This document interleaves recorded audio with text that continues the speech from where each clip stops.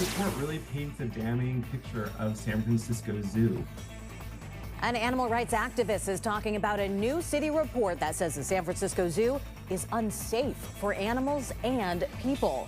The zoo tonight faces tough safety criticism. Good evening, I'm Amma Dates. And I'm Dan Ashley. Thanks for joining us. That criticism comes, remember, as the city is working to bring pandas to the zoo.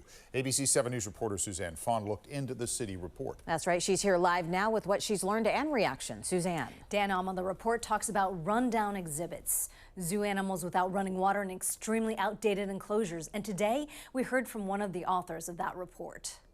A scathing report claims the 95-year-old San Francisco Zoo is unsafe for its animals, employees, and visitors. In the report, the San Francisco Animal Control and Welfare Commission states, quote, many of the zoo's enclosures are extremely outdated. They're quite old.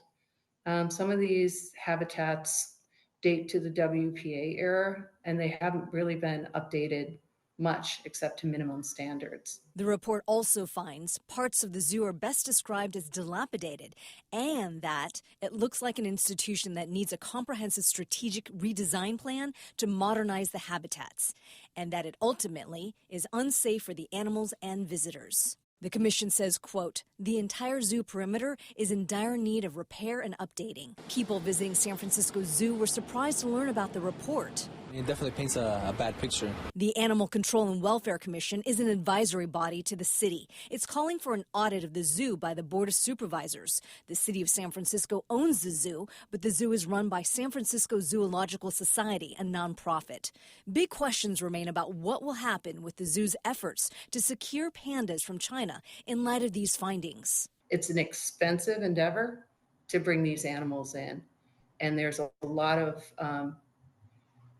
holes and needs at the zoo right now. A spokesperson for the mayor's office says the commission has raised concerns about the zoo before and that the zoo exceeds standards set by the Association of Zoos and Aquariums. In a statement, the mayor's office said, quote, the mayor agrees the zoo is in need of revitalization, which is why bringing a global attraction such as the pandas would be ideal to expedite and invest in improvements and enhancements where necessary. Supervisor Asha Safai is concerned that the focus on pandas is detracting from the overall conditions at the zoo. When we had our hearing regarding whether or not we should bring pandas to the zoo, there were people that were ringing the alarm saying the animals are in unsafe conditions. This is not a well-managed zoo. We have to get back to managing this zoo right.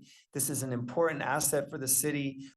And the commission suggests some big changes to help zoo animals thrive. That includes making sure the enclosures give animals enough room to exhibit normal behavior and making sure there's enough space so that the animals can retreat from human view.